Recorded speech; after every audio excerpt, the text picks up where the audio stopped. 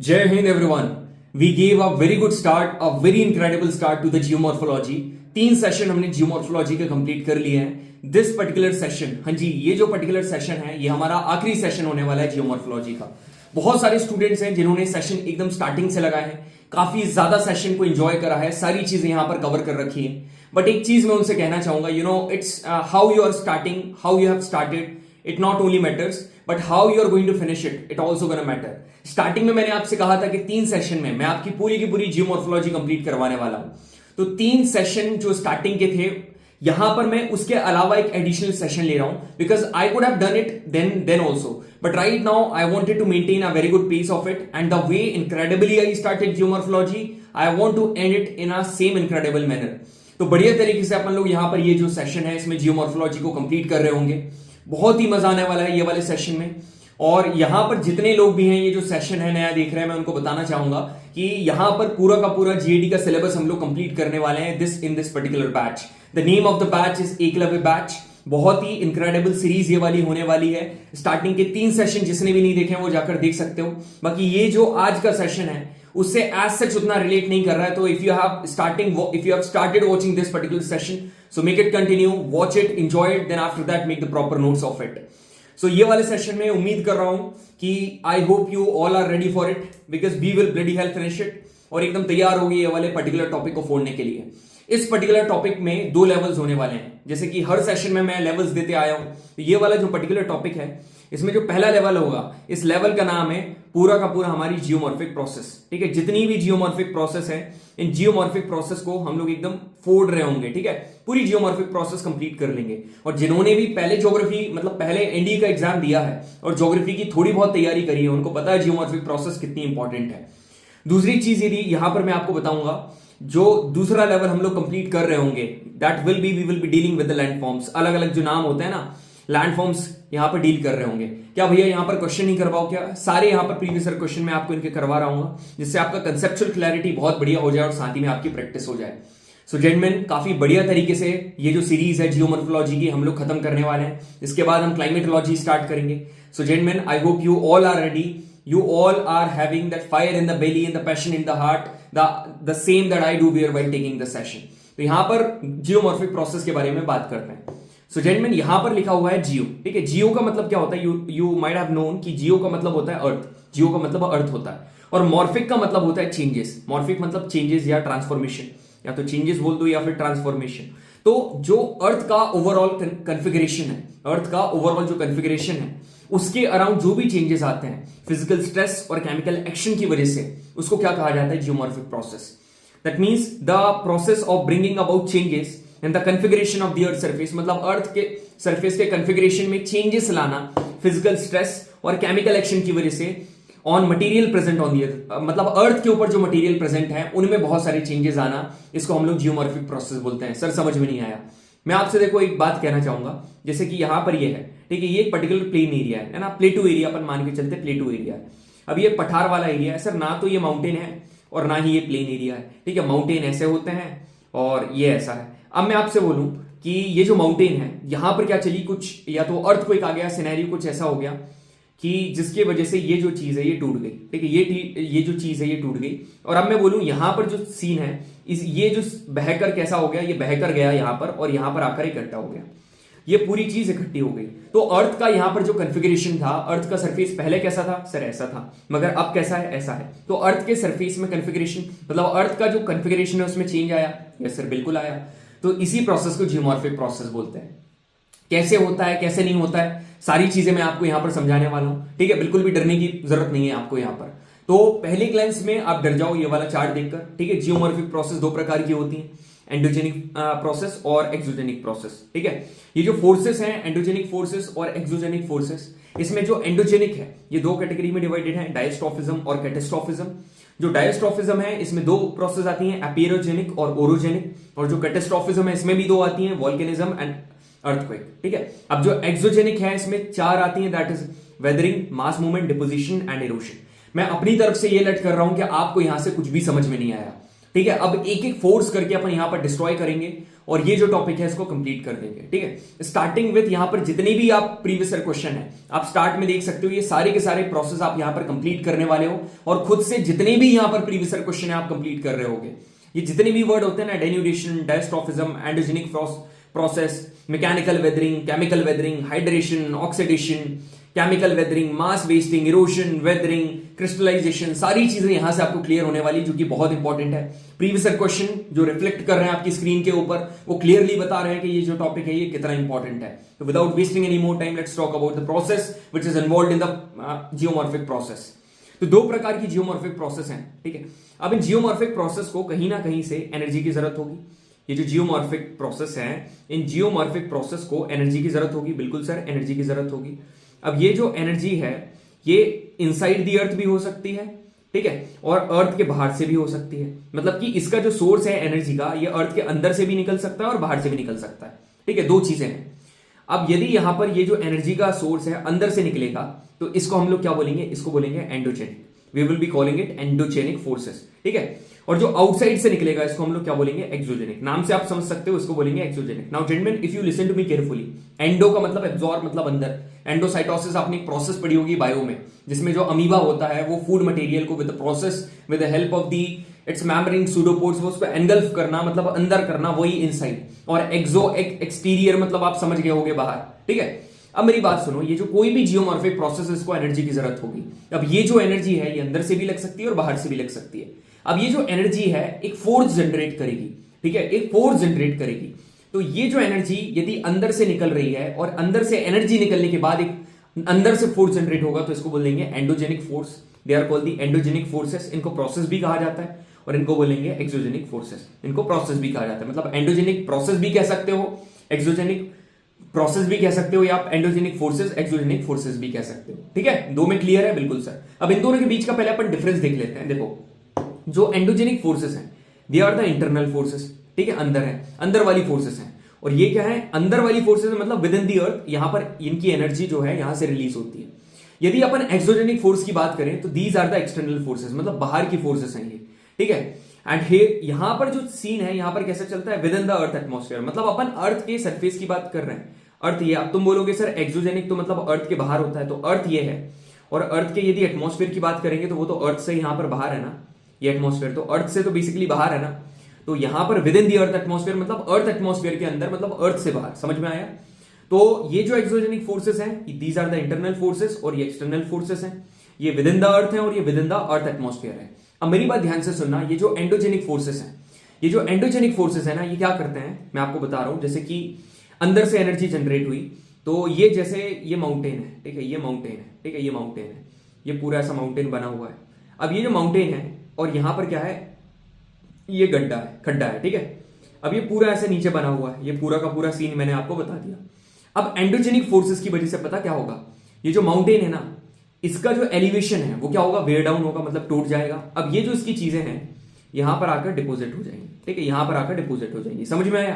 तो ये क्या करता है? इसका मेन काम ये है कि wearing down of elevation and filling up of depression. ठीक है, अब ये क्या करता है? लैंड को बिल्ड करता है। यहां पर ये जो लैंड था ये देखा आपने, यहां पर क्या करा? इसको बिल्ड करा। यहां पर आकर चीजें इकट्ठा हुई, आपने खुद देखा, यहां पर आकर चीजें इकट्ठा हुई, तो वही लैंड को वेयर कर रहा है ना, और ये लैंड को बिल्ड कर रहा है। और ये है लैंड वेयरिंग फोर्सेस। जितनी भी एक्सोजेनिक फोर्सेस हैं, मतलब majority of the exogenic force ऐसी हैं जो कि लैंड को वेयर करती हैं, मतलब कि डेन्यूड करती हैं। डेन्यूड करती हैं मतलब कि उसको तोड़ती हैं। ये कौन? Exogenic forces.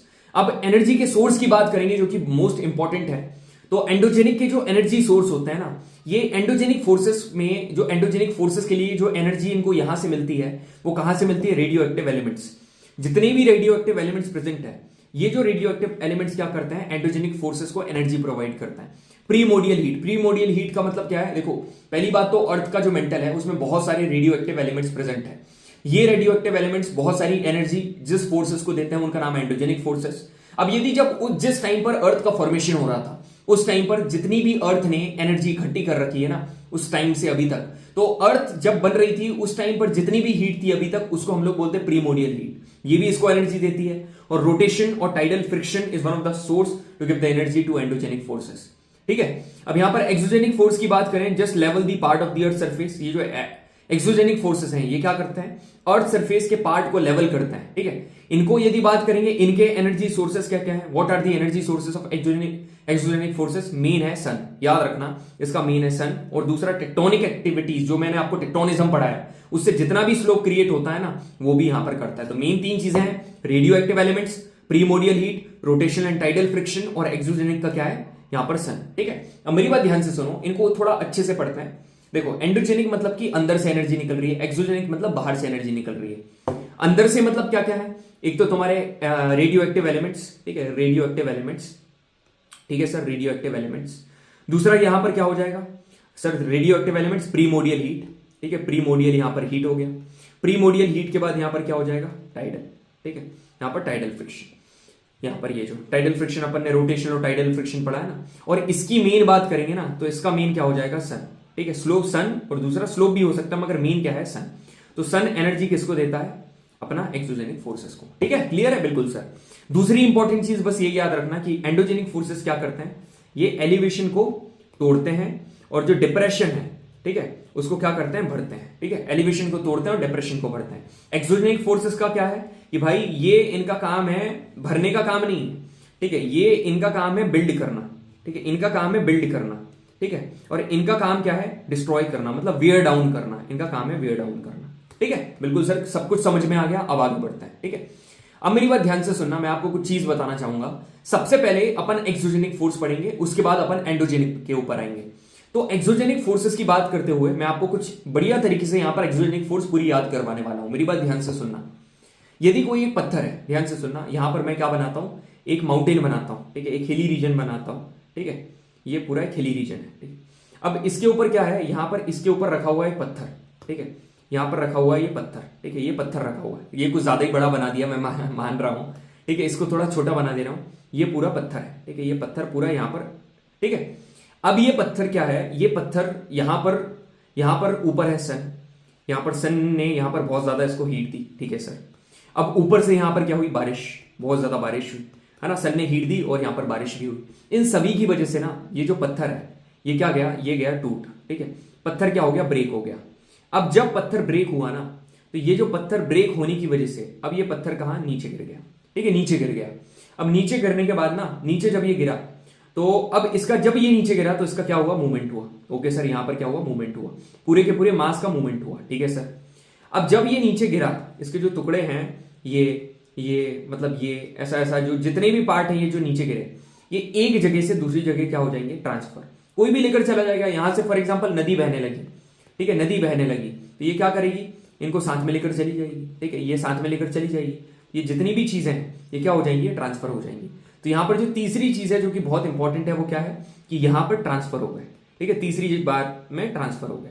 अब ट्रांसफर होने के बाद ये कहीं ना कहीं जाकर, ये जो चीजें हैं ये कहां जाएंगी, कहीं पर जाकर बैठ जाएंगी, है ना, डिपोजिट हो जाएंगी।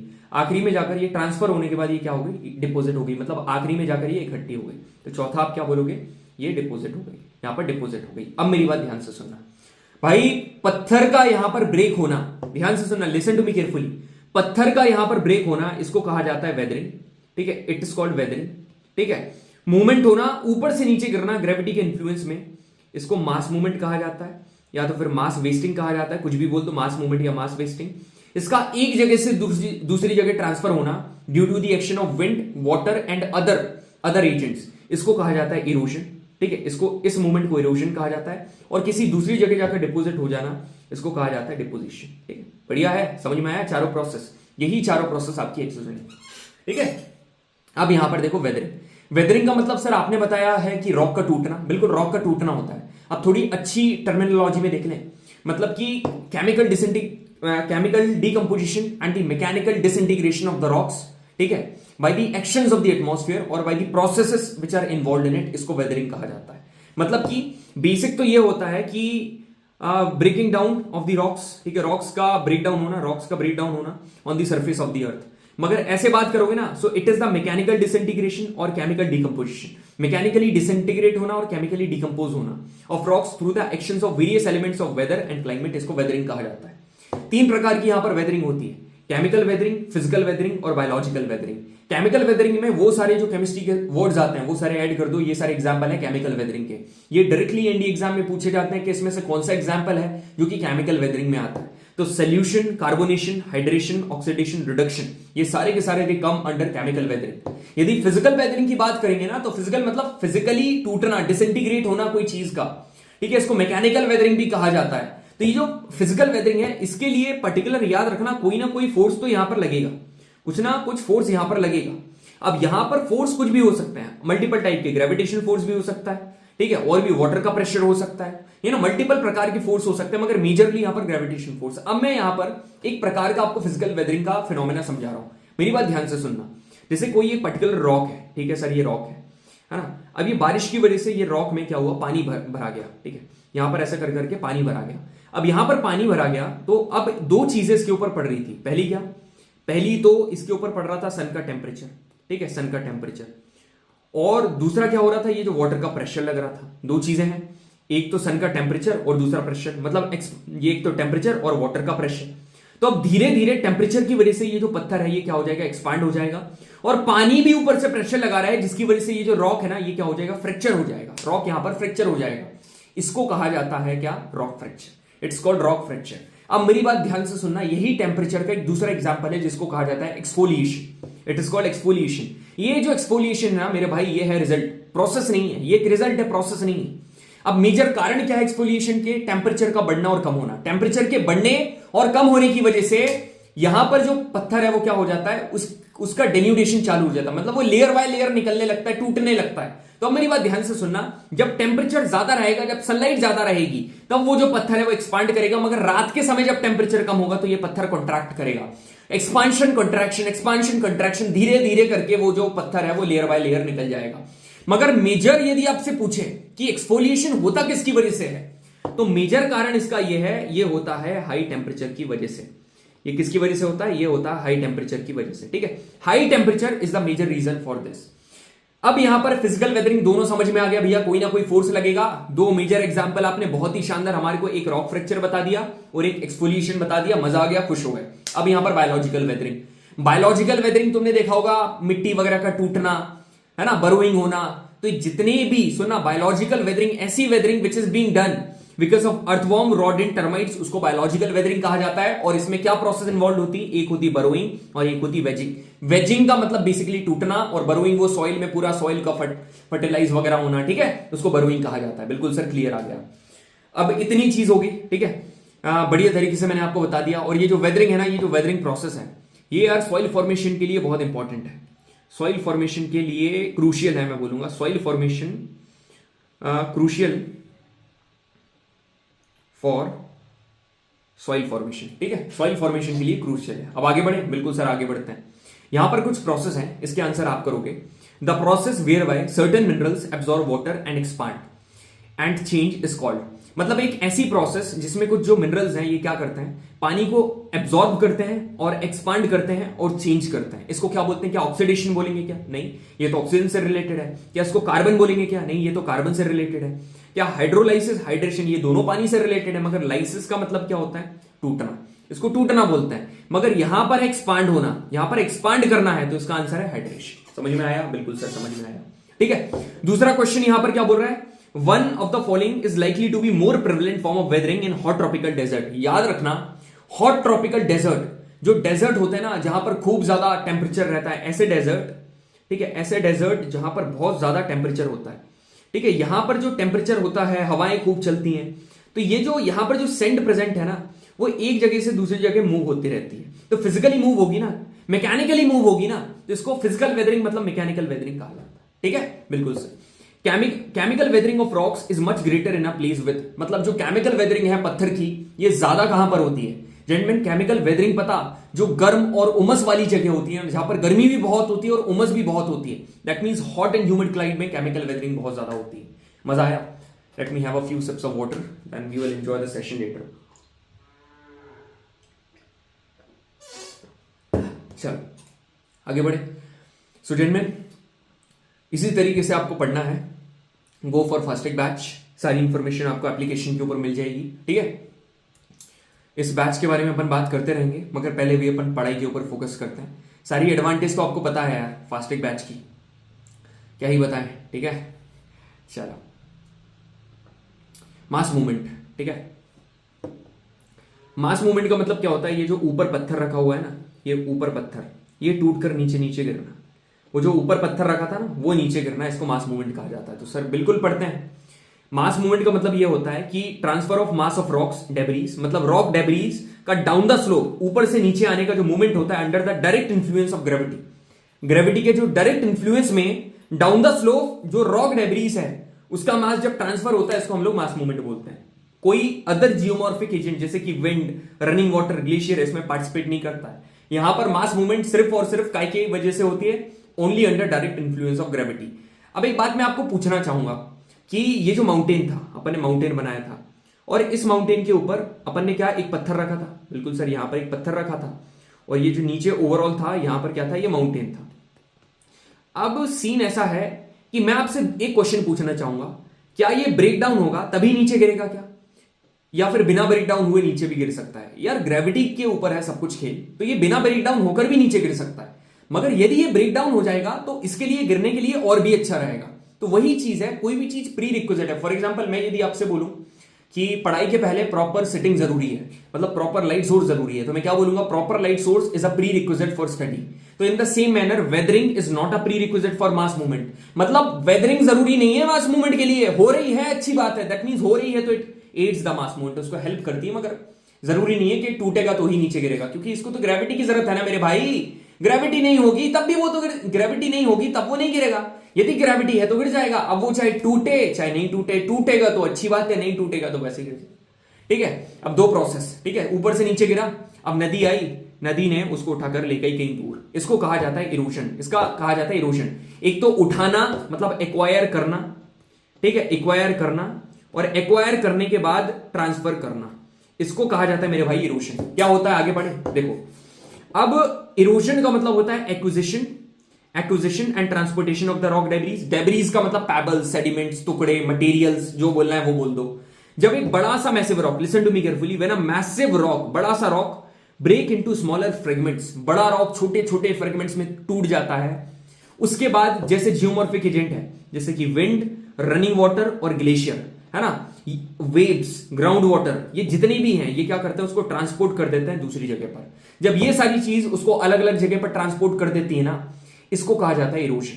अब इसमें एक इंपॉर्टेंट लाइन क्या है, जितने भी एजेंट है इसमें से wind, running water and glacier, they are controlled by climatic condition. ये क्लाइमेटिक कंडीशन के द्वारा यहां पर इनको कंट्रोल करा जाता है। और इस पर्टिकुलर केस में आप एक चीज बताओ कि मैं आपसे पूछ रहा हूं कि यहां पर ऐसे पत्थर प्रेजेंट है, आप नीचे देखना, ठीक है, ये पत्थर यहां पर प्रेजेंट है, एक कुछ ये है, कुछ ये है, ठीक है, यहां पर ये पत्थर प्रेजेंट है। अब यहां पर नदी आई, ठीक है, नदी आई और नदी इनको बहाकर ले गई। अब यहां पर तो भाई कम हो जाएंगे ना, ये कम हो गए, ये लैंड सरफेस डिग्रेड हो गया, ये कम हो गया, वो तो बहाकर ले गई भाई, कुछ एक दो बचे, तो ये एक दो बचे हुए हैं, और कुछ को तो बहाकर ले गई, और वो कहां, उसने कहीं जाकर छोड़ दिया। अब मेरी एक बात बताओ, तो यहां पर जो रिलीफ फीचर है, रिलीफ फीचर मतलब कुछ भी होगा, प्लेन होगा, प्लेटो होगा, वो तो डिग्रेड हुआ ना, वो तो कम हुआ।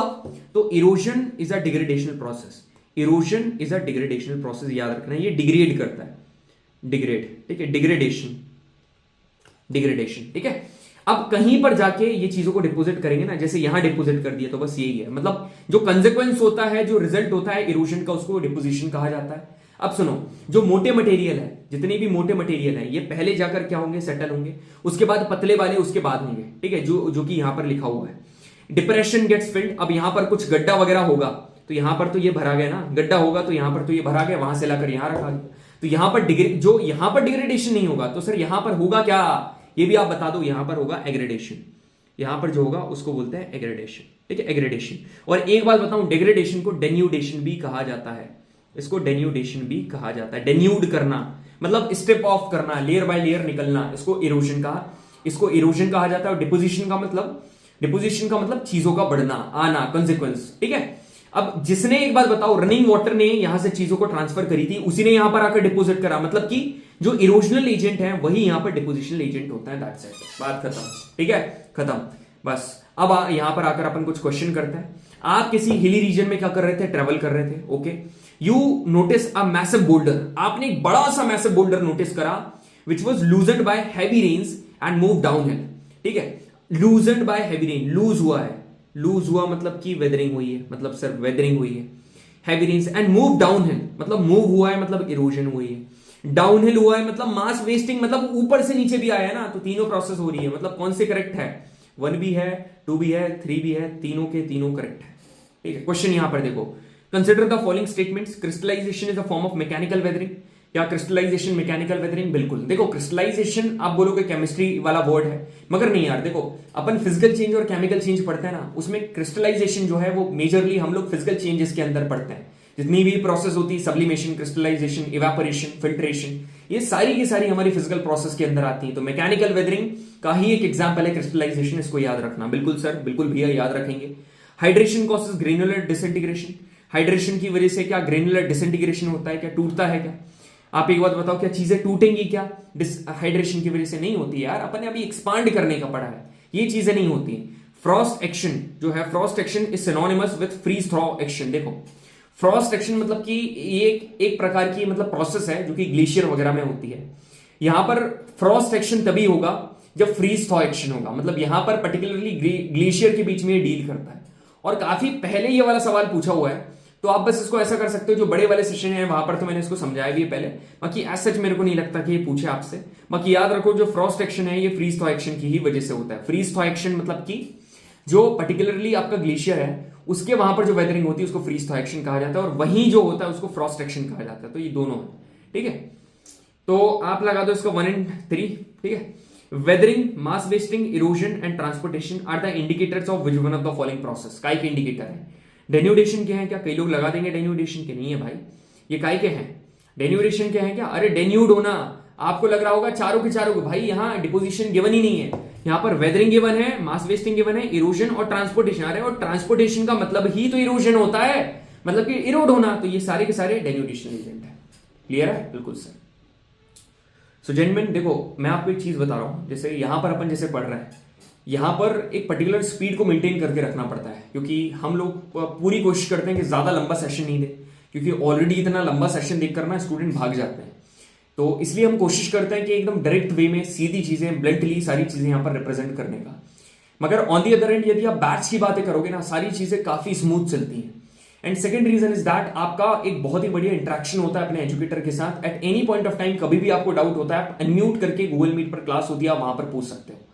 मोस्ट इंपॉर्टेंट फैक्टर टेस्ट है, टेस्ट का एनालिसिस है। थर्डली यहां पर मैं ये बोलूंगा कि कभी भी आप जैसे एनडीए की तैयारी कर रहे हो, यहां पर एक सबसे बड़ी दिक्कत ये होती है, एक बड़ा चैलेंज ये होता है कि यहां पर जो आपके अटेम्प्ट्स हैं, दे आर लिमिटेड अटेम्प्ट्स। ये जो लिमिटेड अटेम्प्ट्स है ना, इन अटेम्प्ट्स में यदि आपको एनडीए एग्जाम को एस करना है, तो the most important thing is the consistency and the focus. आपको कंसिस्टेंसी मेंटेन करके रखनी पड़ेगी, है ना, और ये जो कंसिस्टेंसी आपके फोकस से आएगी। तो यदि आप एक बैच, एक ऐसा बैच जहां पर आपको 6-6 घंटे नहीं, 1.5 घंटे की मैथ्स की क्लास और 1.5 घंटे की जीएटी की क्लास यदि आप देते हैं ना, वहां से यदि आपको फोकस और आपकी कंसिस्टेंसी मिल रही है ना, तो आप डेफिनेटली एनडीए एग्जाम क्लियर कर सकते हो। और साइड में आप अपनी मैथ्स के लिए पर्टिकुलरली प्रैक्टिस और जीएडी को रिवाइज करते हो और साथ में टेस्ट देते हो, उसका एनालिसिस कर लेते हो ना, आपका पेपर क्लियर होने वाला है ना। बहुत ही बढ़िया बैच है, which is going to be started from 20th of November। आप अच्छी तरीके से बोर्ड एंड CU2 जो CUET एग्जाम है, कॉमन यूनिवर्सिटी एंट्रेंस टेस्ट जो आपका एग्जाम होता है, आप अच्छे से इसको मैनेज कर सकते हो। It's one of the best weapon to ace the ND1 2025, जहां पर मैं आपको जीएडी पढ़ा रहा हूँ, नरेंद्र सर आपको मैथ्स पढ़ा रहे होंगे, और इंग्लिश जो जीएस पर्टिकुलरली मैं देखूंगा, और इंग्लिश हम दोनों मिलकर पढ़ा रहे होंगे। ठीक है, अब आगे बढ़े। आगे क्या बढ़ना है, यहाँ पर ये वाला जियोमॉर्फिक प्रोसेस यहाँ पर एंड है। अब अपन लैंडफॉर्म्स के बारे में बात करने वाले हैं। ठीक है, तो अब इतनी सारी चीजें हुई, इरोजन प्रोसेस पढ़ी, डिपोजिशनल प्रोसेस पढ़ी। ठीक है, अब मेरी बात ध्यान से सुनो। अब फॉर एग्जाम्पल कहीं से अपन एग्जाम्पल लेते हैं, कोई भी जियोमॉर्फिक एजेंट है, फॉर एग्जाम्पल विंड। ठीक है, विंड है। अब कोई एक पर्टिकुलर चीज थी जो कि ऐसी थी, ठीक है, जो कि कैसी थी, ऐसी थी, ठीक है, ऐसी थी। अब क्या हुआ भाई, यहां पर चली हवा, यहां पर चली हवा, ठीक है, हवा चली।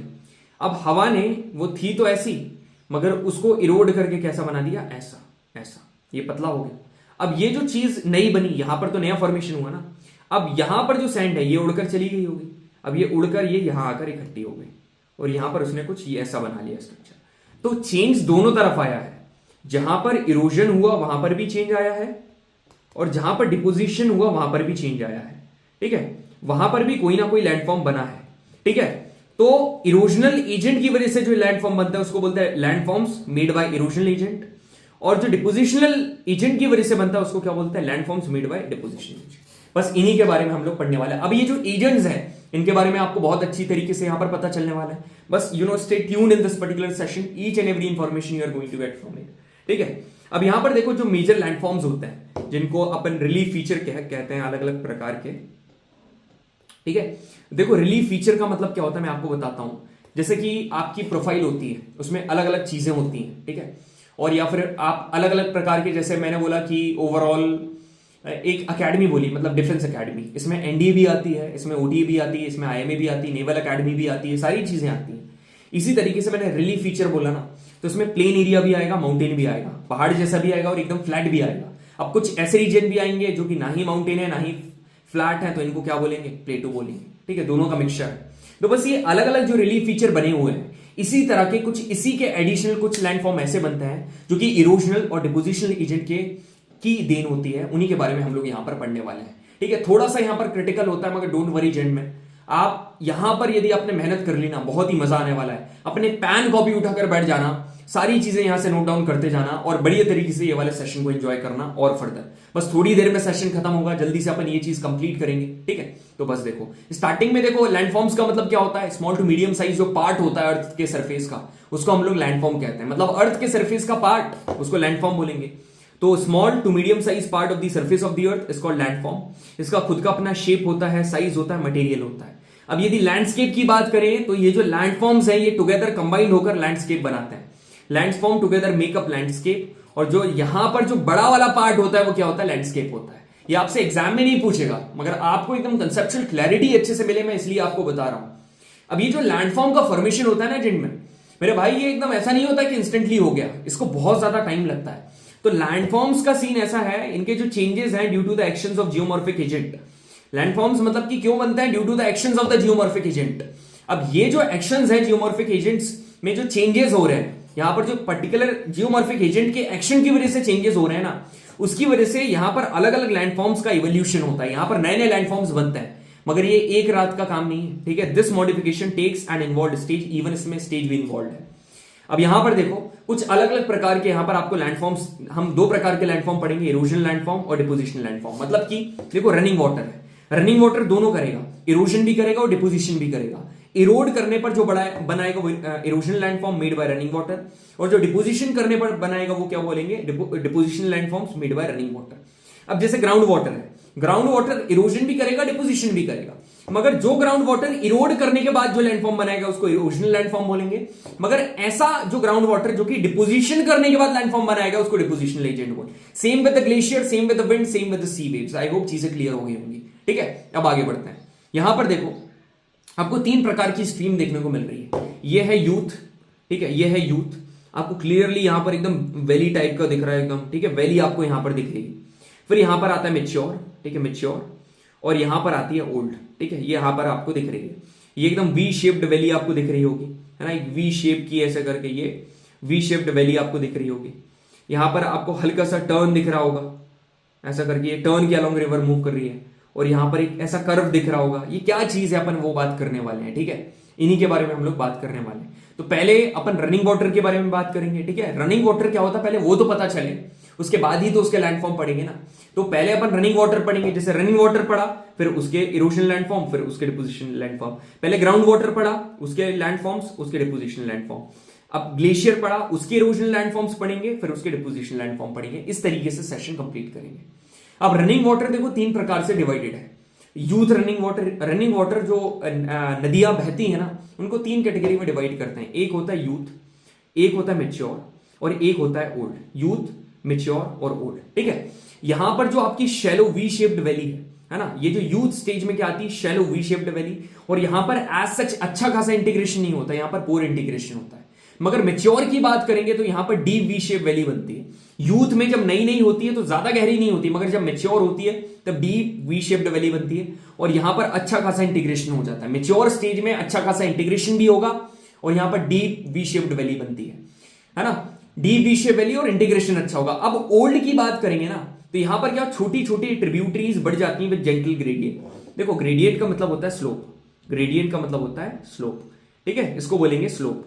अब यदि माउंटेन कैसा बना हुआ है ये, ठीक है, ये पहाड़ है, ये पहाड़ है, ठीक है, और एक जगह है ऐसी नॉर्मल, ठीक है, एक जगह ये है और दूसरी ये है, ठीक है। अब मैं आपसे पूछूं कि नदी कहीं से बहते हुए आ रही है, यहां से आ रही है इस डायरेक्शन में और यहां से आ रही है। स्ट्रॉन्ग स्लोप किसका है? शार्प स्लोप इसका है सर, शार्प इसका है। तो इसको पता क्या बोलेंगे? इसको बोलेंगे स्टीप स्लोप। और नॉर्मल स्लोप किसका है, मतलब एकदम थोड़ा ज्यादा जेंटल, इसको बोलेंगे जेंटल स्लोप, ठीक है। तो यहां पर जो जब ओल्ड एज हो जाती है रनिंग वाटर की, तो यहां पर जेंटल ग्रेडियंट होता है, ठीक है, और यहां पर क्या बनता है? ऑक्सोलेक, ऐसे ऐसे करके ऑक्सोलेक, जिनका मैं आगे चल के मैं इनके बारे में आपको बताऊंगा, ठीक है। अब रनिंग वाटर हो गया। So in which one of the following stages of landform development downward cutting is dominated. मतलब डाउनवर्ड कटिंग मतलब कि नीचे डाउनवर्ड कटिंग हो रही है, कब, मतलब कब है डाउनवर्ड कटिंग? आप देख रहे हो, तो डाउनवर्ड कटिंग कहां पर? यूथ स्टेज में काफी ज्यादा होती है, क्योंकि यहां पर वी शेप्ड वैली बनती है, तो यूथ स्टेज में ये सारी चीजें देखने को मिलती है, ठीक है। तो यहां पर अपन रनिंग वाटर के इरोजन लैंडफॉर्म पढ़ने वाले हैं। मैं अपनी तरफ से पूरी कोशिश करूंगा आपको याद करवाने का, पर जैसा भी हो अपन कंप्लीट कर रहे होंगे। तो यहां पर आपको ऑब्जर्वेशन करनी है। Let me have a few sips of water first. तुम भी वाटर, तुम पता पानी की बोतल वगैरह लेकर बैठा करो, उससे क्या होता है, पानी वगैरह पीते रहता है ना, तो दिमाग बढ़िया चलता है, ठीक है, एकदम रिफ्रेशिंग सा लगता है पानी पीने से।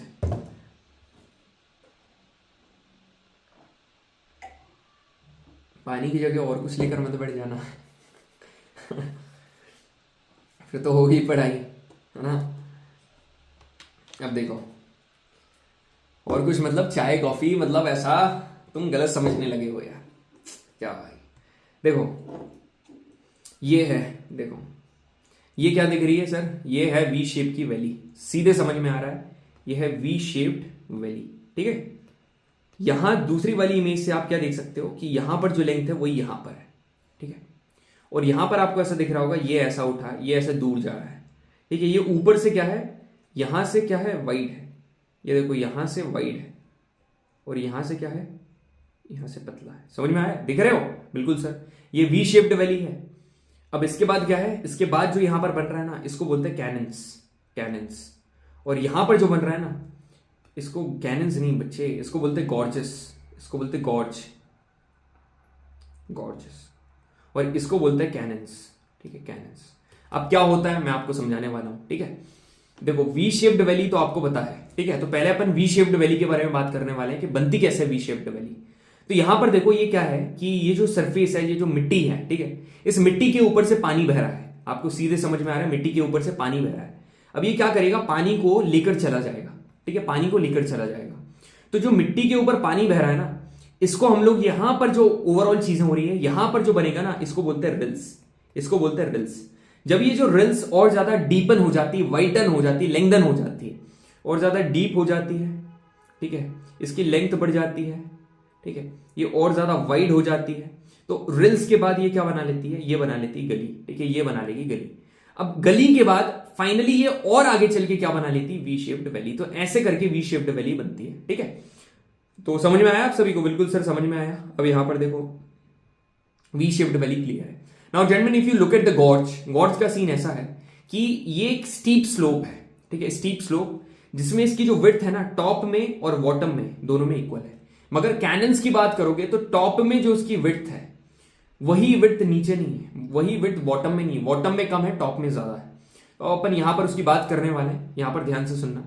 Erosional landforms bye running water, ठीक है, एक वी शेप्ड वैली है, गॉर्ज है और कैनन्स है।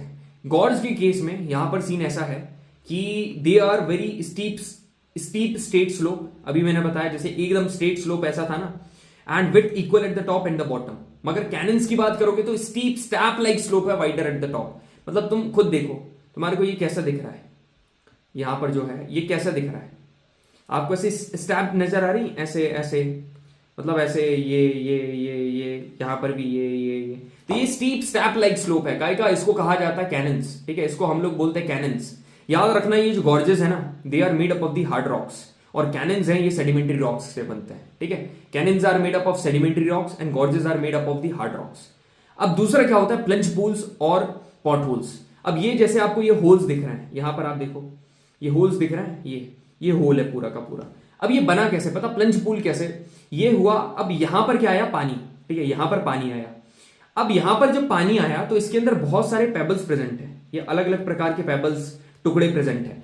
जैसे ही इसमें यहां पर पानी आया, ये पानी यहां पर आया, तो ये क्या करेंगे, ये जो पेबल्स है ये गोल गोल गोल गोल गोल गोल रोटेट होना चालू कर देंगे।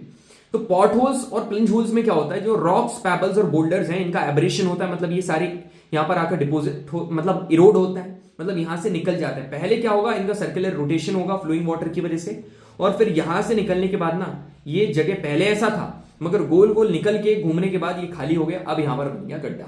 तो इस गड्ढे को कहा जाता है पॉट होल्स।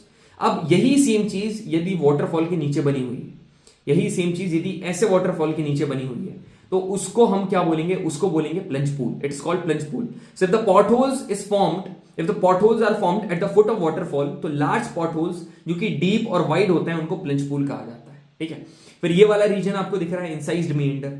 ये जो इंसाइज्ड मेंडर है ये कौन बनाते हैं, रनिंग वाटर ही बनाते हैं। And they forms in a gentle slope, ये एकदम जेंटल स्लोप में। और मिएंडर पाथ, इसको मिएंडर पाथ कहा जाता है। क्यों होता है ये, देखो जब ये एक्चुअली में ऐसा है कि नॉर्मली जो जेंटल स्लोप पर बनता है, यहां पर स्लोप ज्यादा नहीं है, आप देखो नीचे जा रहा है मगर एसेट उतना ज्यादा नहीं है। When the cut hard rocks, जब ये हार्ड रॉक्स को कट करता है ना, यहां पर जो पर्टिकुलरली चीज बनती है उसको कहा जाता है इंसाइज्ड और एंट्रेंच मेंडर। ठीक है, तो तीन चीज हमने इरोजन लैंडफॉर्म में पढ़ी, क्या क्या, एक पढ़ी सर वैली, और वैली कौन सी पढ़ी, वी शेप्ड वैली। ठीक है, कैसे बनी, पहले बनी रिल्स, उसके बाद बनी गली, और उसके बाद बनी वी शेप्ड वैली। ठीक है, दूसरे नंबर पर हमने क्या देखा, दूसरे नंबर पर हमने देखी गॉर्ज। ठीक है, तीसरे नंबर पर हमने क्या देखा, कैनन्स, तीसरे नंबर पर कैनन्स। ठीक है, और फिर चौथे नंबर पर क्या देखा, पॉट होल्स और प्लंज पूल्स। ठीक है, और पांचवें नंबर पर क्या देखा, एंट्रेंच्ड मिएंडर्स, एंट्रेंच्ड मिएंडर। ठीक है, बस इतनी ही आपको क्लैरिटी चाहिए थी जो कि आपको मिल चुकी है। क्या है, a deep valley characterized by steep step like side slope, steep step like side slope which is not equal at the top and equal at the bottom, इसको क्या बोलेंगे, कैनन्स। ठीक है, चलो अब डिपोजिशन लैंडफॉर्म पढ़े। बिल्कुल सर, अब आप यहां पर देखो, यहां पर क्या है, पूरा का पूरा पहाड़ यहां पर बना हुआ था, ये पूरा का पूरा पहाड़ बना हुआ था। अब ये जो ओवरऑल पहाड़ था, मतलब कि ये जो हिली रीजन था, माउंटेन था, ये ना अपने साथ क्या लेकर आ रहा था, बहुत ही कोर्स मटेरियल लेकर आ रहा था। क्या लेकर आ रहा था, कोर्स मटेरियल। अच्छी इंग्लिश बोले, ये अपने साथ बहुत ही कोर्स मटेरियल लेकर आ रहा था। ये क्या है, कोर्स मटेरियल। सर लिख दो आप ऊपर तो सही रहेगा, ये है course material, COARSE, course material. अब ये जो कोर्स मटेरियल है ना, इसका मतलब क्या है, एक थिक मटेरियल। ठीक है, मोटा मटेरियल। अब एक बात बताओ, स्टीप स्लोप के लिए तो ये सही बात है भाई, यहां पर क्या हो जाएगा, स्टीप स्लोप एकदम तेज वाला स्लोप है, वो तो कैरी आउट कर लेगा कोर्स मटेरियल को, उसके ऊपर से फ्लो करवा देगा। मगर जैसे ही यहां पर कैसा पानी की बात आई, नीचे जैसे ही रिवर आती है ना, जैसे ही यहां पर क्या आया, नीचे फ्लोर आया, जैसे ही यहां पर नॉर्मल जेंटल ग्रेडियंट आया, ये कैसा है, जेंटल ग्रेडियंट है।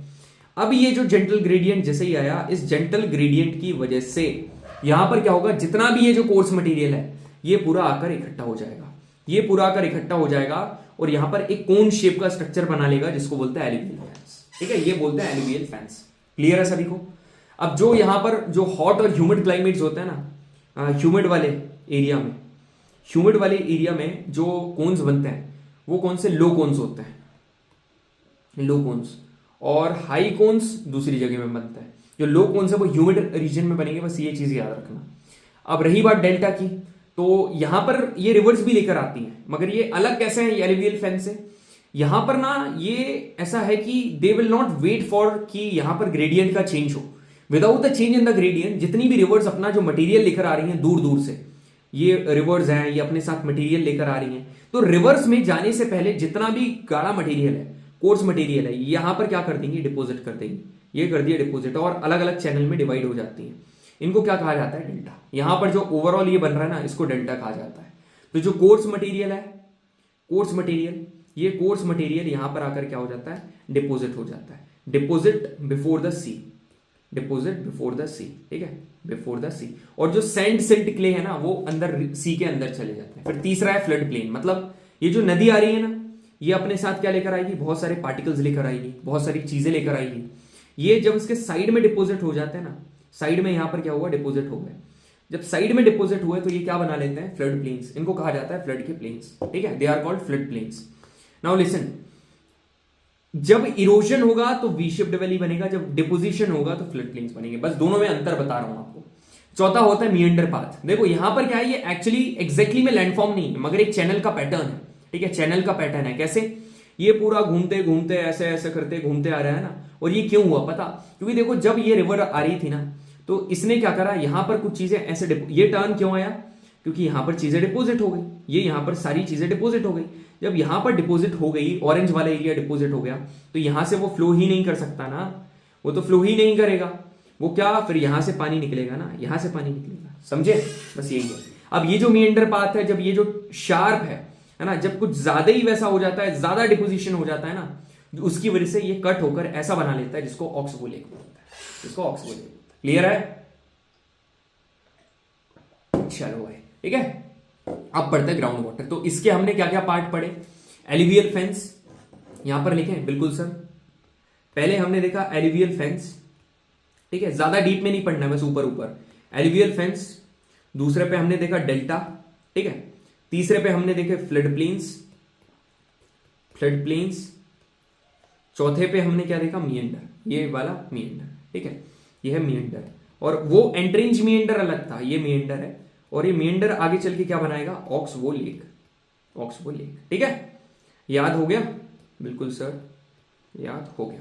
अब आगे बढ़ते हैं। अब ग्राउंड वाटर, ग्राउंड वाटर कैसा है, ये आपको दिख रहा है। अब यदि मैं आपसे एक बहुत ही प्यारा सवाल पूछूं कि ये पत्थर है, ठीक है, मैंने आपसे पूछा जेंटलमैन ये बहुत सारे पत्थर हैं, इनके ऊपर पानी है, अब ये पानी क्या करेगा, पानी कहां जाएगा। आप बोलोगे सर ये जो पानी है ये रॉक के अंदर सीपेज हो जाएगा, इसके अंदर चला जाएगा, अंदर जाएगा।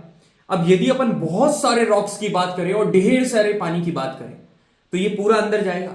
जब ये अंदर जाकर फ्लो करने लगेगा, इसको बोलेंगे ग्राउंड वाटर। ऐसा आपको लगेगा कि ये गहराई तक कि ये जो पानी पूरा जमीन में जाते जाएगा, जमीन में जाते जाएगा, ये एक डेप्थ तक ऐसा होगा, या it will be taking place exactly, but it will be taking place up to a certain depth. एक डेप्थ के बाद ये कैसा, ऐसा फ्लो करने लगेगा, कैसा, हॉरिजॉन्टली।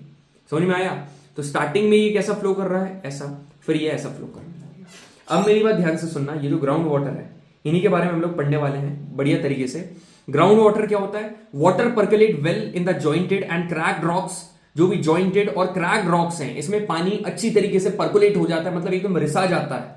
अब after going vertically down to some depth, कुछ गहराई तक वर्टिकली डाउन जाने के बाद it started moving horizontally through joints. अब ये फिर क्या, उसको जॉइंट मिल जाता है, उसको नीचे जॉइंट मिलेगा ना, कोई थोड़ा सा भी जॉइंट मिला, वो तब से पानी कैसा, पानी का सीन ऐसा था कि चलो नीचे चलो नीचे चलो नीचे चलो नीचे, है ना, पूरा वो नीचे जा रहा है। मगर जैसे ही उसको यहां पर जॉइंट दिखा, वो इधर जाने लगा, ठीक है, वो कहां जाने लगा, इधर जाने लगा। समझ में आया। So this movement of water will Erode the water, ठीक है, ये जो पानी का ये वाला जो मूवमेंट है ना, ये इरोड करेगा, एक्चुअली में ये वाला इरोजन क्रिएट करेगा। तो अब मेरी बात कुछ इंपॉर्टेंट लाइंस में आपको बताने वाला हूं जेंटलमैन, जो कि आपके दिमाग में एकदम बैठी होनी चाहिए, कि जो वाटर है ना mostly percolate in the limestone और डोलोमाइट, याद रखना, ठीक है। यहां पर इंपॉर्टेंट चीज मैं ऊपर लिख दे रहा हूं, डोलोमाइट, ठीक है, डोलोमाइट बहुत इंपॉर्टेंट है। डोलोमाइट लाइमस्टोन के रॉक को कहा जाता है। जो लाइमस्टोन है, लाइमस्टोन में मोस्टली वाटर परकुलेट करेगा, क्यों, क्योंकि it is rich in calcium carbonate. अब formation of landform due to ground water in the limestone, मतलब लाइमस्टोन में जितने प्रकार के भी लैंडफॉर्म्स बन रहे हैं due to the action of precipitation in solution, इसको कहा जाता है कास्ट टोपोग्राफी। इसको हम लोग क्या बोल रहे हैं, कास्ट टोपोग्राफी। अब टोपोग्राफी का मतलब होता है प्रोफाइल, जैसे कि अलग अलग प्रकार का ओवरऑल उसके बारे में क्या क्या चीजें होती हैं, उसको हम लोग क्या बोलते हैं, टोपोग्राफी, ठीक है, इसको कास्ट टोपोग्राफी कहा जाता है। आई होप चीजें आपको क्लियर हो, what does it mean by karst topography, what does it mean by dolomite, ठीक है। चलो आगे बढ़े, अब बिल्कुल सर आगे बढ़ते हैं। अब यहां पर देखो कैसे कैसे फीचर्स बनते हैं, तो मेरी बात ध्यान से सुनो। पहले ये जो जमीन थी ये कैसी थी, ऐसी थी, है ना, पूरा ऐसा था। मगर अब यहां पर क्या हुआ, ग्राउंड वाटर जैसे ही यहां से गया, ठीक है, ग्राउंड वाटर जैसे ही यहां से गया, ठीक है, ये जैसे ही यहां से निकला, फिर यहां पर क्या हुआ, है ना, ये है, यहां पर क्या हुआ, ये यहां पर कर दिया इसने गड्ढा, ठीक है, कम गहरा गड्ढा, स्मॉल से मीडियम साइज का डिप्रेशन।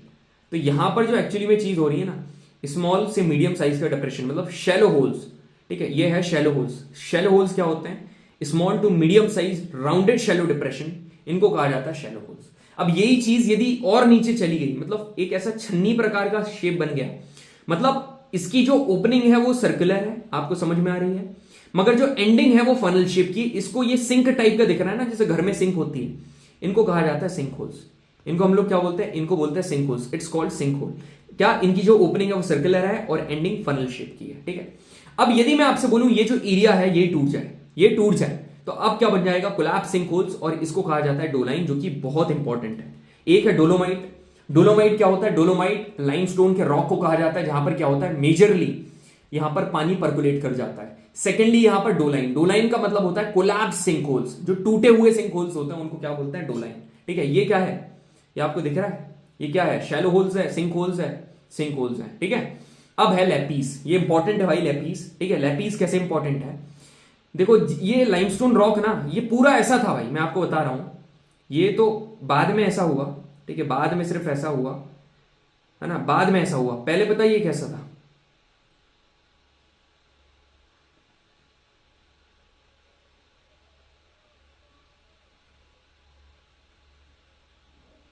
ये ऐसा था। यदि सुनना मेरी बात, इसको तुमने बना लिया लाइमस्टोन रॉक, ठीक है, कि सर ये है लाइमस्टोन रॉक, ठीक है, ये लाइमस्टोन रॉक है। अब ये जो लाइमस्टोन रॉक है, सुनना मेरी बात ध्यान से, ये लाइमस्टोन रॉक है, बिल्कुल sir, listen to me carefully, यहीं से याद करवाऊंगा। When the limestone rock is eaten away by the pits and trenches, pits और ट्रेंचेस जो है ना, उन्होंने, यदि ये देखो ये खा गया नीचे से, है ना, ये खा लिया, है ना, जो ट्रेंचेस प्रेजेंट है वो खा जाती हैं इसको, जब उन्होंने इसको खा गया ना लाइमस्टोन रॉक को, और ये क्या बना लेते हैं, इरेगुलर फाइन लाइक पॉइंट्स, कैसे, ऐसे, ये बन गए फाइन लाइक पॉइंट, इनको कहा जाता है लैपीस, दे आर कॉल्ड लैपीस, ठीक है, दे आर कॉल्ड लैपीस। और आखिरी में बनती है केव, जो कि prominent in limestone dense rock, जो कि लाइमस्टोन में काफी ज्यादा प्रोमिनेंट है, ठीक है। तो which one of the following sentences best define the term lapis? Small to medium size round shallow depression, यार small to medium size round shallow depression ये क्या है, ये तो आपके कोलैप्स सिंक होल्स हैं, ठीक है, कोलैप्स्ड सिंक, कोलैप्स नहीं है भाई, सिर्फ शैलो होल्स हैं, ये शैलो होल्स हैं, ठीक है, शैलो होल्स हैं। A landform whose opening is more or less circular at the top and funnel shape towards the bottom, ये क्या है, ये सिंक होल है, ये सिंक होल्स हैं। A landform found due to dripping of water, dripping of water की वजह से अभी मैं बताऊंगा क्या बनता है, मगर एक irregular surface with sharp pinnacles, pinnacles मतलब height, grooves and ridges, इनको कहा जाता है अपने लैपीस, ठीक है, इनको लैपीस बोलते हैं। अब बात करते हैं काय के केव के बारे में। केव के अंदर ये जितने भी आपको बनता हुआ दिख रहा है ना, अंदर जो गुफा की, अब गुफा में पानी एंटर करा तो वही वाला सीन है। तो देखो जैसे ही यहां पर पानी एंटर करेगा ना, ये पूरा ऐसा करके पानी एंटर करा, तो ये जो पानी जो एंटर करता है ना, यहां पर निकल गया, मगर अब ये जो डिपोजिशन होता है ना, कैसे होता है, पानी पर्कुलेट कर रहा है, ऊपर से आया, तुम कॉमन सेंस लगाओ, यहां पर घुसा तो कुछ पानी यहां पर आकर जम गया, कुछ यहां, ठीक है, कुछ यहां पर हो गया। तो अब ये जो पानी है ना, कैसे, क्या सीन इसका ऐसा बैठा कि कुछ ऐसा आकर इकट्ठा हो गया, ठीक है, कुछ यहां पर ऐसा पानी इकट्ठा हो गया।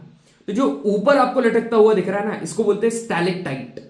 अब यहां पर जो पानी है ये ड्रिप होगा, चुभेगा ऊपर से, और ये यहां आकर इकट्ठा हो जाएगा नीचे। अब नीचे जो स्ट्रक्चर बना लेगा, ये जो नीचे ने स्ट्रक्चर बना लिए, इनको क्या कहते हैं, इनको कहते हैं stalagmite, they are called stalagmite. तो सुनना मेरी बात, हमेशा सुनना, स्टैलेक्टाइट हमेशा हैंग करेंगे, और ये जो स्टैलेग्माइट हैं ये हमेशा फ्लोर पर प्रेजेंट होंगे। अब ऐसे कर करके यदि यहां पर एक पूरा का पूरा वॉल लाइक स्ट्रक्चर बन गया, इसको बोलेंगे पिलर या कॉलर। बात करता हूं, तो अब अपन पढ़ने वाले हैं the depositional landforms by groundwater. Groundwater कौन कौन से डिपोजिशनल लैंडफॉर्म बनाता है, तो यहां पर पहला क्या है, स्टैलेक्टाइट जो कि लटकते हैं ऊपर से, स्टैलेग्माइट जो कि rise up from the floor of the cave, जो कि फ्लोर के कहां से निकलते हैं, जो कि केव के फ्लोर से निकलते हैं, और जो कि वाटर की ड्रिपिंग की वजह से बनते हैं, मतलब पानी ऊपर से चूब रहा है उसकी वजह से इनका फॉर्मेशन होता है। तो इन दोनों की वजह से जब ये दोनों मिल जाते हैं तब पिलर का फॉर्मेशन होता है, या फिर उसको कॉलम भी बोल सकते हैं। ये तीनों के तीनों डिपोजिशनल लैंडफॉर्म से ग्राउंड वाटर बनाता है। क्लियर, बढ़िया सर, क्लियर है, ठीक है। अब आगे बढ़े, बिल्कुल। अब आता है ग्लेशियर, समझ में आ गया होगा ग्लेशियर। ग्लेशियर क्या होता है, मास ऑफ ह्यूज स्नो, ठीक है, डाउन द माउंटेन आ रहा है, इसको ग्लेशियर कहा जाता है।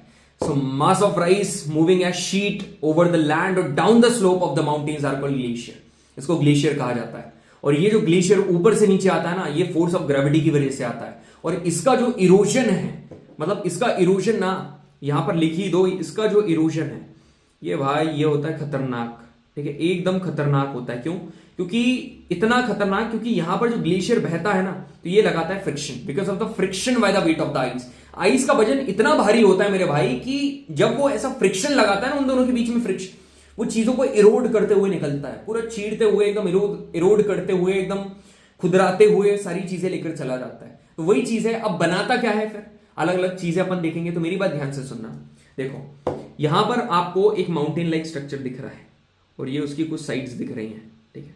तो ये जो हाइटेड टिप है, सुनना, ये जो हाइटेड पीक है, इसको कहते हैं हॉर्न, इसको बोलते हैं हॉर्न, ठीक है, इसको हॉर्न बोलेंगे। और ये जो लेटरल साइड्स दिख रही है ना, इनको कहा जाता है सर्क, दे आर कॉल्ड सर्क। इनको क्या बोलते हैं? सर्क, ठीक है। ये साइड वाला सर्क है, तो ये जो साइड्स दिख रही है ना, इनको सर्क बोलते हैं। अब ये सर्क के अराउंड जो सेंटर में है, ये सेंटर वाला है, इसको क्या बोलते हैं? Turn lake. ये टार्न लेक है। और यहां से क्या निकलती है? तुम्हारी ग्लेशिएटेड वैली। यहां से क्या निकलती है? Glaciated valley. ये टार्न लेक है, यहां पर ग्लेशिएट, ये जो ऊपर से पूरा ये ग्लेशिएटेड वैली आ रही है, ठीक है, ग्लेशिएटेड। हॉर्न पढ़ लिया, उसके लिटरल जो होती है वो सर्क होती है। सर्क से फिर हॉर्न बनता है, सभी को पता होगा कैसे, क्योंकि यही सर्क ही तो इरोड होकर, जैसे कोई माउंटेन ऐसा है, वो इरोड होते होते ऐसा होगा, ऐसा होगा, ऐसा ऐसा ऐसा होगा, है ना, ऐसा होगा, फाइनली वो जाकर कैसा ऐसा पीक बना लेगा। और क्या? ये बन गया हॉर्न, ये हॉर्न हो गया।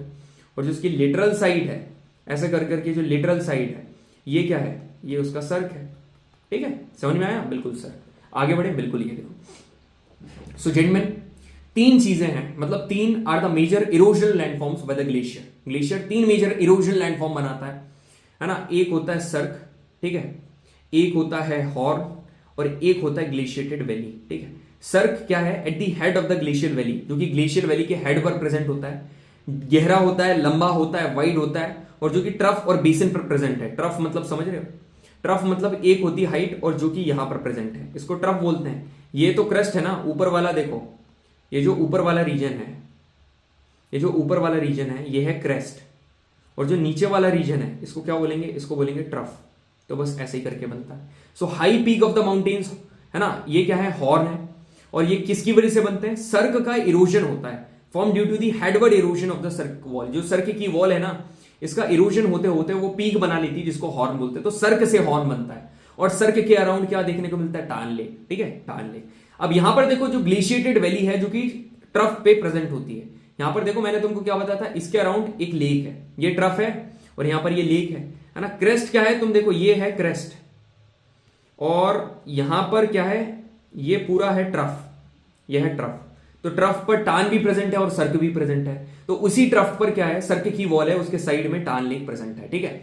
अब ग्लेशिएटेड वैली की बात करेंगे तो यू शेप्ड एक ब्रॉड फ्लोर की, मतलब एक ऐसी वैली है जिसमें बहुत सारे डेब्रीज होते हैं, और ऐसा भी हो सकता है कि यहां पर लेक्स प्रेजेंट हो। अब यहां पर आखिरी में जाकर ये उसका क्या बना लेती है? इसे लटकती हुई हैंगिंग वैली, यहां से ये लटक रही है हैंगिंग वैली। बस सीधे तीन चीज पड़ी, सर्क पड़ा, हॉर्न पड़ा, ग्लेशिएटेड वैली पड़ा। जो हॉर्न है वो क्रेस्ट पर प्रेजेंट है, मगर सर्क और ग्लेशिएटेड वैली दोनों के दोनों ट्रफ पर प्रेजेंट है। बात खत्म, आगे बढ़ते हैं, ठीक है। क्वेश्चन क्या बोल रहा है? A deep long wide trough और बेसिन विद वेरी स्टीप और कॉन्केव हाई वॉल्स, क्या बोल रहे हैं? दीवार, at its head as well as inside, side में भी है, इसको कहा क्या कहा जाता है? सर्क, ठीक है। अब इरोजनल लैंडफॉर्म, अब डिपोजिशनल लैंडफॉर्म पढ़े तो सुनो। जो ग्लेशियर्स अपने डिपोजिशनल लैंडफॉर्म्स बनाता है ना, जो ग्लेशियर अपने डिपोजिशनल लैंडफॉर्म्स बनाता है, the depositional landforms which are being made because of the glacier, इनको कहा जाता है एमईडी, मेड। मतलब मेड का मतलब क्या है? मेड का मतलब क्या है? एम फॉर होगा यहां पर मोरेन्स, एम फॉर क्या होगा? मोरेन्स। ई फॉर मतलब होगा एस्कर्स, और डी फॉर मतलब होगा क्या? ड्रमलिन्स, ठीक है, ड्रमलिन्स। अब देखो, मोरेन्स, एस्कर, ड्रमलिन्स। मोरेन्स पता क्या होते हैं? जितना भी जो ग्लेशियर है, ठीक है, ग्लेशियर आता है ना, उसका जो डिपोजिट होता है ना, the deposit of the glacier tills in the form of ridges, मतलब रिजेस की फॉर्म में जो ग्लेशियर टिल का डिपोजिट होता है, उसको हम लोग मोरेन्स बोलते हैं। एस्कर क्या होता है? ये तुमको एस्कर दिख रहे होंगे, ये एस्कर है। अ लॉन्ग नैरो रिज, ये भी रिज है, एक लंबी नैरो रिज है। Sand, gravel, sand boulder deposited by stream flowing. अब आपको भी ये कॉमन सेंस पता है कि यार ग्लेशियर फ्लो कर रहा है, तो जरूरी नहीं है कि वो स्नो ही फ्लो करता रहे हमेशा, कभी उसका लिक्विड भी फ्लो करेगा। तो जब उसका लिक्विड फ्लो कर रहा है तो लिक्विड के फ्लो करते टाइम वो साथ में जो उसका सैंड, ग्रेवल, सैंड, बोल्डर्स, जितनी भी चीजें हैं, इनको जब वो डिपोजिट कर देता है तो उस पॉइंट पर जो एक लैंडफॉर्म का फॉर्मेशन होता है उसको हम लोग क्या बोलते हैं? एस्कर बोलते हैं। उसको हम लोग एस्कर बोलते हैं। अब यदि ड्रमलिन्स की बात करेंगे तो जेंटलमैन ड्रमलिन्स होती हैं ओवल शेप्ड रिज लाइक। भाई ये तो सारे के सारे रिज लाइक स्ट्रक्चर हैं जो मेजरली डिपोजिशन लैंडफॉर्म हो रहे हैं ग्लेशियर के। They all are mostly like ridge like structure. और यहां पर जो ड्रमलिन्स आपको दिख रहे हैं ना, ये बना हुआ है ड्रमलिन। ये drumlin they are parallel to the direction of the ice movement. जो आइस का जो मूवमेंट होता है ना उसके पैरेलल बनते हैं। तो ये पैरेलल ही तो हैं और कैसे हैं, ठीक है। उसने आकर डिपोजिट कर दिया। तो एमईडी से आपको क्लियर हो गया? बिल्कुल सर क्लियर हो गया। अब हवाएं मतलब कि विंड्स देखने वाले हैं भाई अपन लोग, ठीक है। विंड्स, चलो विंड्स क्या है? This agent is very dominating in desert. Desert में तो बहुत डोमिनेटिंग है भाई। क्यों? क्योंकि डेजर्ट में मोस्टली मैकेनिकल और केमिकल वेदरिंग देखने को मिलती है due to high diurnal temperature की वजह से। तो यहां पर ऐसा है, तुम खुद देखो। पहले क्या बना रहा है? पेडिमेंट्स, है ना। पेडिमेंट्स का मतलब क्या होता है? पेडिमेंट्स मतलब जो कि माउंटेन के फुट पर जो डेबरीज के इकट्ठे होने की वजह से बनता है ना, इनको कहा जाता है पेडिमेंट्स। ये माउंटेन है पूरा का पूरा, यहां पर आपको दिख रहा है, ये माउंटेन था और ये उसके फुट पे जो ओवरऑल ऐसा स्ट्रक्चर जो बना था, है ना, ऐसा स्ट्रक्चर बना था ये, इसको हम लोग क्या बोलते हैं? पेडिमेंट्स, ठीक है। इसको बोलते हैं पेडिमेंट्स। मगर ये ऐसा स्ट्रक्चर था, अब नहीं है। अब कैसा हो गया? ऐसा। अब हो गया ऐसा, मतलब अब ये पेंसिल की तरह ऐसा हो गया है। मतलब पेंसिल मतलब इंसल, मतलब इंसलबर्ग। तो पेडिमेंट्स आगे चल के इंसलबर्ग का फॉर्मेशन करता है। दोनों के दोनों इरोजनल लैंडफॉर्म्स हैं विंड के। फिर आता है पलाया, जो कि NDA 2 2024 में पूछा हुआ है। Shallow lakes in the mid of the plain of the desert. मतलब आपने कॉमन सेंस लगाओ, एक अलग ही चीज है भाई कि रेगिस्तान के बीच में एक लेक है। रेगिस्तान के बीच में एक कम गहरा लेक है ना, जहां पर इवेपोरेशन बहुत ज्यादा होने की वजह से पानी नहीं होता है और अच्छा खासा अमाउंट ऑफ सॉल्ट यहां पर प्रेजेंट होता है। इनको प्लाया कहा जाता है, पलाया, ठीक है। फिर आखिरी में मशरूम, टेबल, पेडिस्टल, ठीक है। पेडिस्टल मतलब चने, जो झाड़, एक आपने होता है ना put me on the pedestal, मतलब चने के झाड़ पर चढ़ाना, है ना, पुटिंग समवन ऑन पेडिस्टल। तो ये वही है। तो अब वैसे ही समझ लो। और क्या? मशरूम, टेबल, पेडिस्टल, रॉक्स, ये सारे के सारे क्या है? These are the erosional landforms by winds, ठीक है। चलो अब finally the deposition landforms by wind. ये क्या है? पहला मेजरली इंपॉर्टेंट एक ही है जो कि है सैंड ड्यून्स। अब ये जो सैंड ड्यून्स है ना, जो sand dunes basically deposition landform है जो कि कौन बनाता है? विंड। और अलग अलग डिफरेंट शेप के होते हैं। जैसे कि पहला आपका है क्रीसेंट, ठीक है। क्रीसेंट जिसको बारछान कहा जाता है। बारछान का जो ये बारछान है आपको दिख रहा है, ठीक है। इसका जो डायरेक्शन है वो हमेशा चेंज होता है ना। Direction keeps changing. इसका जो शेप है, डायरेक्शन है, ये हमेशा चेंज होता है। और इसकी वजह से कई लोग डायरेक्शन बताते हैं मगर देखना नहीं चाहिए, क्योंकि ये तो हर मोमेंट पर चेंज हो रहा है ना। आप ऐसे नहीं बोल सकते हो रेगिस्तान में जा रहे हो कि यहां पर आ गए, आप बोलोगे वहां पर आपको एक हल्की सी पीक टाइप का दिखेगा, उधर मुड़ जाना, क्योंकि थोड़ी देर बाद वो पीक आपको दिखेगी नहीं, वो कहीं अलग हो जाएगी, ठीक है। फिर दूसरा प्रकार का सैंड ड्यून पैराबोलिक होता है। पैराबोलिक जो होता है इट इज रिवर्स बारछान। ये जो बारछान है ये क्रीसेंट है, मगर रिवर्स बारछान है इट इज पैराबोलिक। सीफ जिसमें सिर्फ एक ही विंग होती है, ऐसा। लॉन्जिट्यूडनल, इसमें पुअर लैंड सप्लाई होती है। लॉन्जिट्यूडनल में उतना लैंड सप्लाई अच्छा नहीं होता है। और ट्रांसवर्स जो होता है वो परपेंडिकुलर होता है, यहां पर देख लो, ठीक है। ये ऐसा है, ये लॉन्जिट्यूडनल है, ये ट्रांसवर्स है, ये सीफ है, सिंगल है ये। और ये बारछान, और जस्ट रिवर्स बारछान क्या है? पैराबोलिक, ठीक है। तो ये क्वेश्चन जो अभी ऊपर मैंने करवाई है वही क्वेश्चन है, ठीक है। तो बढ़िया तरीके से ये वाला चैप्टर हमारा खत्म हो गया है, ठीक है। उम्मीद कर रहा हूं कि आपको बहुत मजा आया होगा, आनंद आया होगा ये सीन कंप्लीट करने में। अब एक बार मैं आपको क्विक रिवीजन करवा दे रहा हूं जियोमॉर्फिक। यहां पर जो अपन ने इधर देखा, स्टार्टिंग में अपन ने क्या देखा था? लैंडफॉर्म्स। रनिंग वाटर की तीन चीजें यहां पर क्या देखी? रनिंग वाटर जो बना रहा था, V shaped valley, gorge, V shaped valley, gorge और कैनन्स। वी शेप्ड वैली कैसे बनी? रिल्स से गलीज, गली से वी शेप्ड, ठीक है। अब यहां पर फिर अपन ने पॉट होल्स और प्लंज पूल्स देखे। यहां पर क्या हो रहा था? पानी का एब्रेशन हुआ, एब्रेशन ऑफ रॉक्स हुआ, इरोजन हुआ। क्यों? क्योंकि यहां पर पानी सर्कुलरली मूव करने लगा था, जिसकी वजह से इरोजन होने लगा, ठीक है। अब यही पॉट होल्स डेवलप होकर प्लंज पूल्स बनाते हैं। फिर एंट्रेंच मीएंडर हमने क्या देखा? जब जो पानी का जो फ्लो है ना, व्हेन कट हार्ड रॉक्स को कट करता है तो ये इंसाइज और एंट्रेंच मीएंडर्स बनाता है। गॉर्जेस हार्ड रॉक्स बनाती हैं और कैनन सेडिमेंट्री रॉक्स के पास बनता है।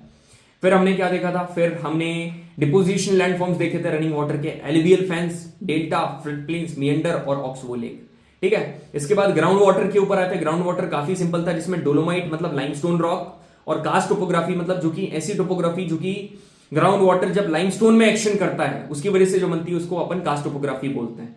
फिर यहां पर इरोजनल लैंडफॉर्म देखे थे, shallow holes, sink holes, collapse sink holes. फिर बने थे लैपीज, और आखिरी में केव्स के बारे में स्टडी करते हुए हमने क्या देखे थे, यहां पर हमने उसके डिपोजिशन लैंडफॉर्म देखे थे। जो लटकता है दैट इज स्टैलेक्टाइट ऊपर से, जो नीचे फ्लोर पर है दैट इज स्टैलेगमाइट, और दोनों जब मिल जाते हैं तो यहां पर पिलर बनता है। यहां पर क्या, पिलर का फॉर्मेशन होता है। अब यहां पर है ग्लेशियर्स, ठीक है। ये जो ग्लेशियर्स हैं आपको बताया, इनका जो फ्रिक्शन की वजह से इनका जो इरोजन है काफी खतरनाक होता है। तीन चीजें प्रोमिनेंट है, सर्क, हॉर्न और ग्लेशिएटेड वैली।